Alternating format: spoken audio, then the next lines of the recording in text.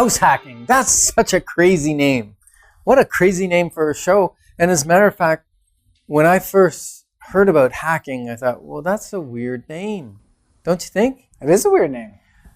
But you'll love the content of this show, because this show can make you money, and it can allow you to live in a bigger, more expensive home maybe than you thought you could, or maybe even live in a home when you didn't think you could afford it at all. And that's what house hacking is all about.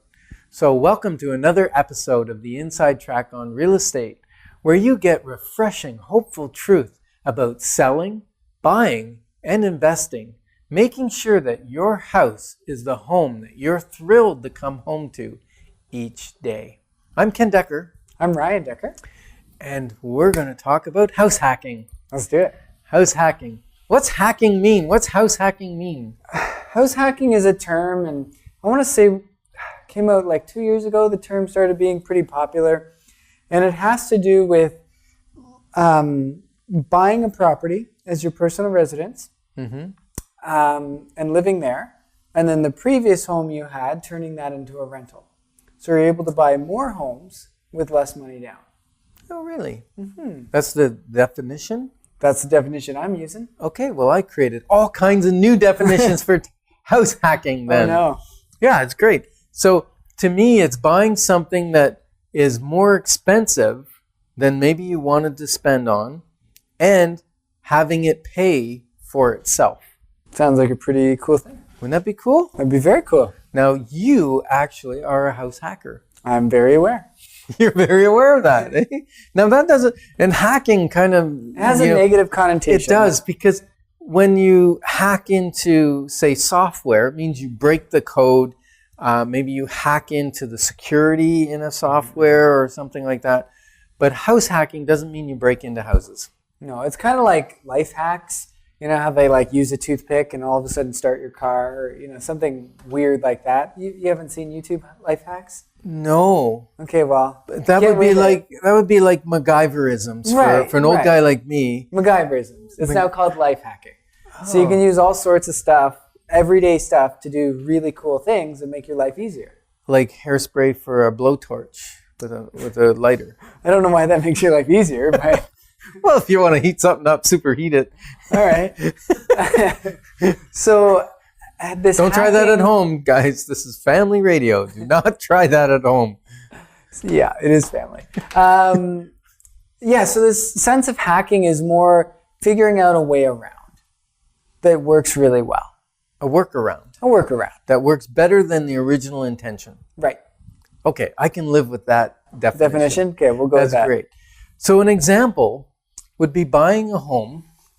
And I've got an example here. Let's say you bought a home that needed some work, and it was $400,000, right? Mm-hmm. You following the math? Sure. And if you're in your car, don't be writing down these numbers. But if you're sitting at home at a kitchen table or at work, you could write these numbers down.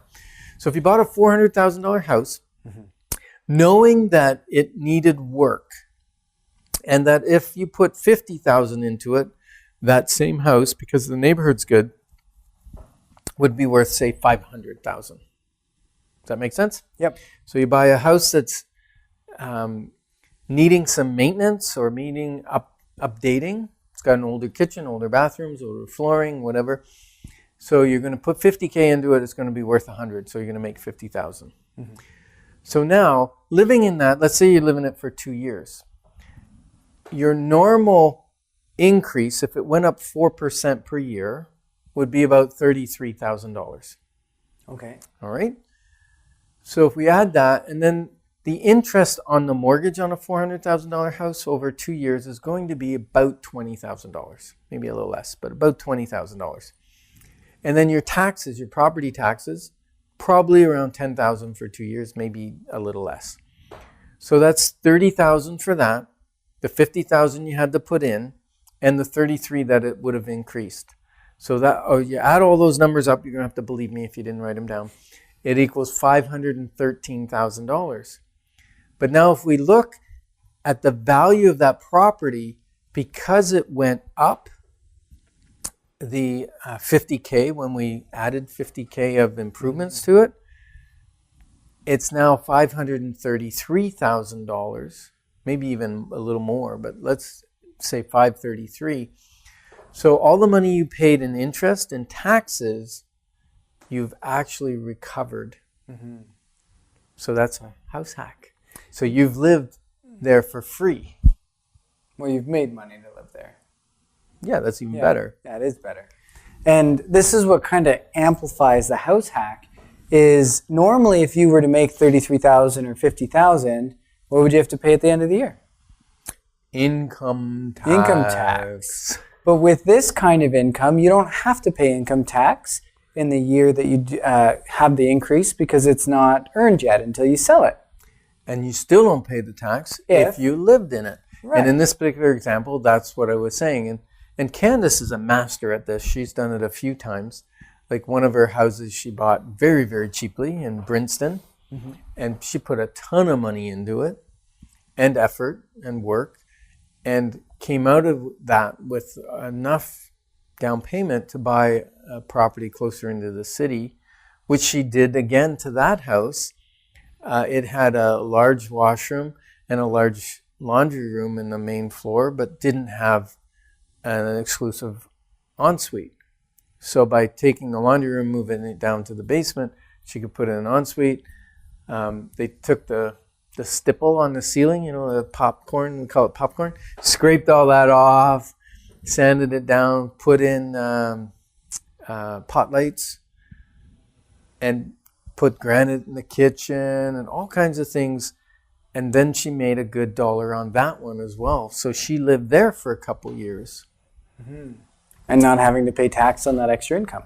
Yes. Then she moved to my house, my old house that she bought. And really what happened there is, again, she took the equity that she'd built up, moved it to the next house. So she's in a more expensive home now. And now she's doing the renovations again, but this time not with the purpose of selling, but with the purpose of living there for a long time. Awesome. Yeah. And have you ever done that type? No, I know, but you have clients that have done that. I've done something similar, but Yes. mine's a little bit different because I don't want to sell my properties when I'm done with them. I want to keep them because my properties are usually cash flow positive. That's one of my models that I like. So even the house I live in is house hacked because it pays me to live there. So that's something that I've worked very hard to do, and it's working really well now. Just took a while to get there. Okay. So tell us about that, because that's another type of house hack. Right. Where you live in part of the house. Yeah. So it was originally 2 units. And so I could live in one, rent out the other one, but it needed a lot of work. And did it break even then, or it cost you a little bit to live there?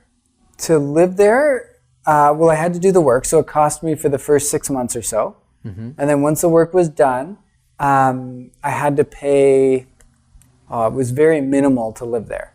It was basically half of what a regular person would pay to live in a home is what I was paying. Right, because you had a tenant in the other half. Because I had a tenant in the other half. Right. And then wait a while longer, we were able to fix up the third side. And now we live there for free and actually get paid to live there. So you turned it from a duplex to a triplex? Yes. And because it was zoned for triplex. And you added now 2 tenants. And what's it cost you to live in your side now? Like I get paid to live there. Oh, you get paid to live there? Yeah. It doesn't cost you Doesn't anything cost to me live? anything. No. Oh, man. I Does don't that mean have you to- could retire at 30 years old? Not quite, because I eat a lot. You eat a lot. My kids are growing weeds, so they eat a Oh, okay. lot The too. kids ruined your retirement plans? I guess. That's kind of how it works, right? Yeah. $1 million family? Yeah. One of each costs $1 million to raise them. Yeah. For sure. So that's the base of the model for retirement. But for me, there needs to be more cash flow than that, than just surviving. Right. Right. Survival's great. However, I want to do more than just survive. And so when I eventually outgrow this home, because it's not as big as someday my kids will grow too big, I think, for it, I'll keep this unit most likely and use the cash flow. Okay, so you'd rent out the third, when you say unit, you'd keep the The third, triplex. the triplex, yep. keep the third unit rented, and then I'd go live somewhere else, and the income from this would help me pay for my new house. Awesome. So is that a house hack on your new house or not really? Not really. Not really. But this is where it gets cool, is because I made these renovations, I put a fair bit of money in. However, my property value has gone up even higher than that. Right. So it's made me a return. And once I move out, I can lock in, I get an appraisal, and I lock in the value at that time. And then I only have to pay capital gains from that locked in value up to what I sell it at so many years later. Okay. So the appreciation I've had, even though I'm moving out, will still be tax-free. And so are you going to take equity out of your property to move to the one you're going to buy? Potentially. So I could use it for that. I could use it for other properties. I like about 20 to 40% equity in a property. And that way I'm not over-leveraged and I'm not under-leveraged. And as soon as I get above that 50%, my pants start to itch. And I feel like I got to re-leverage and do another house hack. The house I would buy would be a house hack. Oh, because I'd be moving in as my personal residence. So if I wanted, depending on my situation at the time, I could go 5% down, even though I already own a property, because it's my personal residence. Right. And is that considered a house hack? Because you only put 5% down? Yep. And then, another ways of house hacking.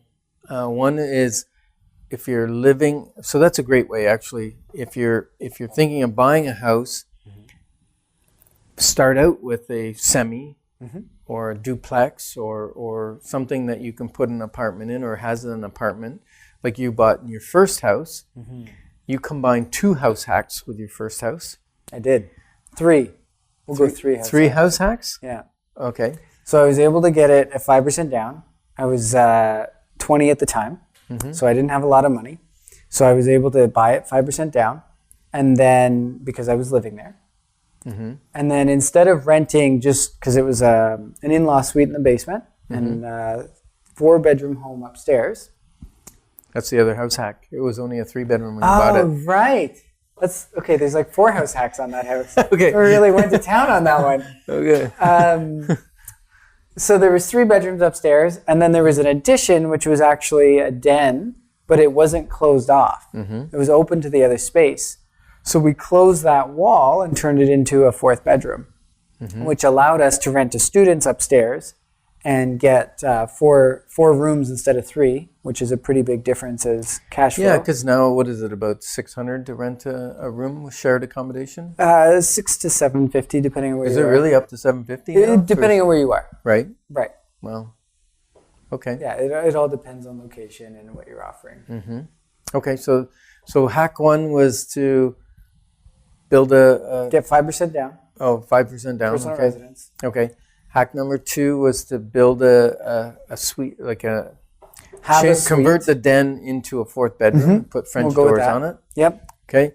Hack number 3 was to have an apartment in the basement that was rented out separately. Yep. And hack number 4, I don't recommend this to most people, but because I was in college and because I could do it. So I actually lived in the boiler room.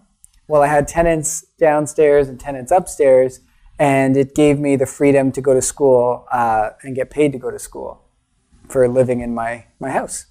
So 4 times hack. 4-time house hack on that one. Yeah. We'll call it that. Actually 5. I rented out the driveway for parking to create extra income. The driveway too? Yeah.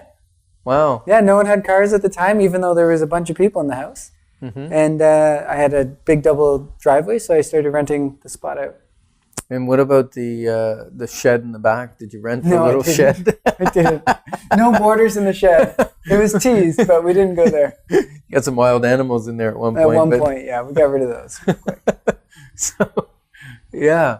Okay, so for someone that's maybe in a house and they're, they bought a 4-bedroom house, they don't need them anymore, or they never did, they, just 2 people.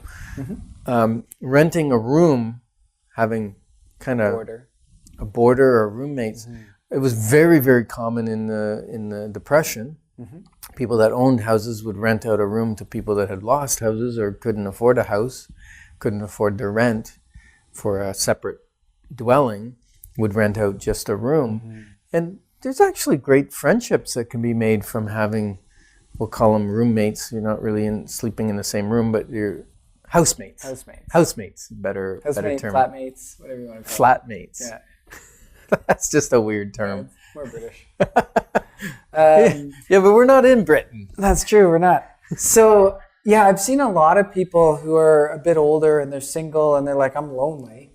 Why don't I rent out one of my rooms? Now I have a friend, plus the income to help support it. And there was actually a sibling that I was dealing with, not one of my siblings, but their sibling. And the brother was going to buy the house and the sister was going to live there and pay rent. And so they're able to acquire a house and help each other out. Right. Now, sometimes your house hack is about owning in an area where you normally couldn't own, or owning a size of home you normally couldn't own, or in a neighborhood you normally couldn't afford. Or creating a lifestyle, as for me, right, that you couldn't normally get right on your own. And so for Yetta and I, that's one of the things we did when we bought our house, and one of the reasons we bought it, or we calculated, okay, we'll do it, is we moved from Greeley to Manotick. And the Manotick house we were buying was worth, $220,000 more than the one we were leaving. And we really didn't want to spend all that extra mortgage money and monthly payments and taxes and all that. But the beauty was it had a self-contained in-law suite with separate entrance on the side. And we did a quick calculation. Okay, we can rent that for $1,500 a month. Now we apply that $1,500 to the cost of the house that we moved up to in the neighborhood we wanted to live in. And really it didn't cost us anything extra than what we would have been paying for our Greeley house. So that was a house hack that your mom and dad did. Good. And then we double house hacked it. How'd you do Now we that? didn't get a 5-time house hack like you, but we did a double house hack. Which is? Well, we bought that home for $720,000, even though the assessed value was $960,000 at the time. Actually, it was $1,030,000 was the assessed value. I got it down to $960,000 at one point. But we took that $720,000 house we bought. We spent about $100,000 in it, renovating it. It was only 12 years old, but bringing it up to modern standards and making some changes. Roughly used. It had been, yeah. And we changed the layout in the basement, put it in a home theater room, and we spent about $100,000. But the beauty was we took the $720,000. It took us 2 years to renovate it while we were living in it. So now we're at $820,000, but we could sell it for $950,000. So we lived in it for 2 years for free. Really, you have to make your payments, but because of the equity increase, because of the renovations we did. Yeah. We actually lived there for 2 years for free. All tax-free too. Yeah, because it's our principal residence. That's very cool. Now, we have helped some clients. You helped one, Steve, buy a property that didn't have an apartment in the basement, but was well suited for it. Yeah, it was Tell us about that. Perfectly set up. It was a cute little bungalow near the college, and I don't believe he turned it into student rental. However, because of how the doors were, he was able to move a staircase. Oh, he actually moved the staircase? Yeah, he did, which Okay. made it really nice. And he was able to make 2 totally separate units and rent it fairly quickly. There was a lot of cosmetic upstairs, but only cosmetic. And then downstairs, there was some structural and different things that needed to be moved around to build the rooms and make it a proper apartment. Okay. Added another heating system and, lots of things. So he put some good money in that. And it cash flows really well for him. Because he's renting 2 full apartments out. Now, I had a young lady who bought her first house, and we bought a bungalow similar to that. And it had the front door, but also had a side door with kind of the split entry. You go down to the basement, or you come up a couple stairs and you go to the kitchen. And she was able to block that off, make it a common entranceway with a door go downstairs, And all she had to do was increase the size of the window, one of the windows downstairs, so there would be a second egress so that someone could get out if there was a fire. She put a little apartment down there, and now that's supporting her ability to live in this nice bungalow as a single woman. Awesome. So that's a great house hack. Yeah. And recently I was just talking with a client. I don't know whether he's going to go ahead with it, but we did a full consultation with him because he has a house with an apartment in the basement. And then he said, well, I've got this giant detached garage in the back. And I looked at it. It's got windows, a door, a main entrance. And he goes, could I rent that? And I said, well, actually, under the carriage house rules at the city now, you could hook that up to the water and sewer coming to your house.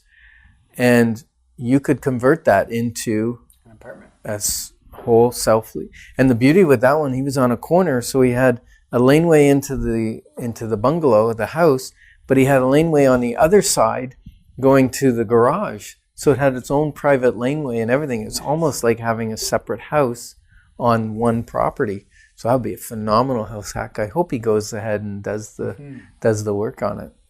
Now, some of you are saying, like, this sounds great. I like the idea of getting to live somewhere for free, but I don't necessarily want tenants. I don't necessarily want to live with the people who are paying me rent. Right. Right? And so if that's the case, then you really want to go towards the house hack where you're able to rent it, or buy it, live it, then rent it. And that way... Buy something else. Buy something else. Okay. So a lot of starter families will do that. They'll buy their first house, and they don't have a ton of money yet. However, they start to pay down that mortgage, and after 5 years or so, they can use that money to go buy another house and keep it and rent it. So now they've got an investment property, and they're able to go buy their family home as well. Which is great. Now, some people will also rent their house while they're there or while they're not there under the Airbnb system. I've had people that go on vacation for 2 weeks, and they actually rent their house while they're gone. Now you have to make sure the things are set up right because you got personal stuff, right? Sometimes they have one room that they lock and they put in their stuff in there, and there's no access to that room. So they rent the rest of the house out. And that works well. And some people even buy rental properties that are just Airbnb properties. So Airbnb can be a great way. And there's also people, like you said, the people that are lonely. I've heard of people that are doing the Airbnb where they live in the house. They do rent out a room. They do provide breakfast for the people.